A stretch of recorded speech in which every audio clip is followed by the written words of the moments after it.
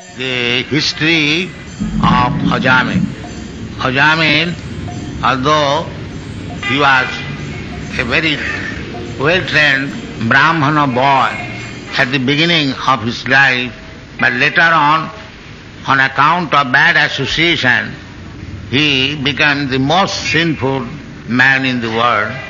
But at the end of his life, he chanted the holy name of Narayan, not meaning Narayana, the Supreme Personality of Godhead, but his youngest son's name was Narayan. He called the holy name of Narayan, calling his son. He did not know that he is chanting the holy name of Narayana, and still he got salvation. That is the part of this history, that the holy name of God, Narayana, Krishna, Rama, there are many names of the Lord. Nam Namakari Bahudha. He has got thousands of names, and you can chant any one of them, either Krishna, Rama, Govinda, Narayana, like that. So you get the result. So here the example is the Ajamil, although he had forgotten Narayana, but on account of his chanting the holy name Narayana, although he meant his son, it was effective. We have to understand like that.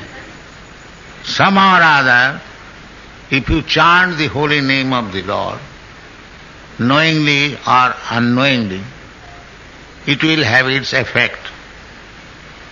Just like you touch fire, knowingly or unknowingly, it will burn.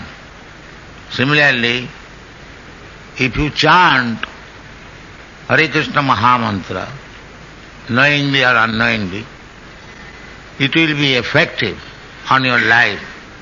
Therefore, we see it practically that in the Western countries, although they did not know who is Narayan or Krishna, it is in the dictionary, English dictionary, there is statement Krishna is the name of Hindu god.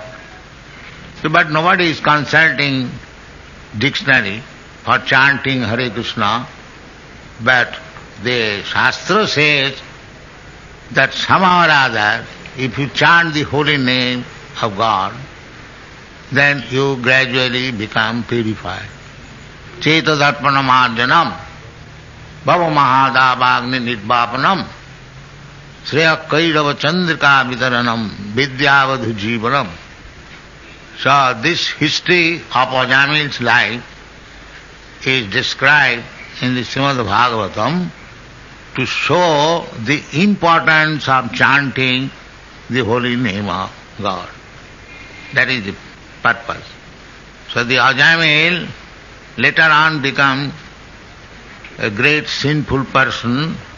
Therefore he was to be taken to Jamaraj. But because he chanted at the end of his life Narayana, he became purified from all sinful activities. So, the order carriers of Narayana came to deliver him, save him from the hands of the Jamadut. So the Jamaduta is describing the history of Ajamil in the past, how he was in the beginning. Because he was a son of a Brahmin, his father trained up the Brahmin boy like a Brahmin. So, as such, he got this training. What is that? Ayam hi Suta Sampanya. This boy got training to become expert in Vedic knowledge. Suta Sampanna. Sruta means Vedic knowledge, and Sampanna means finished. Within 12 years, a Brahmin's son is supposed to finish all the studies of Vedas, Vyakaran, grammar. That was education. From 5 years he is trained up. Nowadays also the children are sent to school at 5 years age, but the mode of education different. Formerly, within 20 years, a student, a brahmachari, was trained up with all these qualifications, as it is described.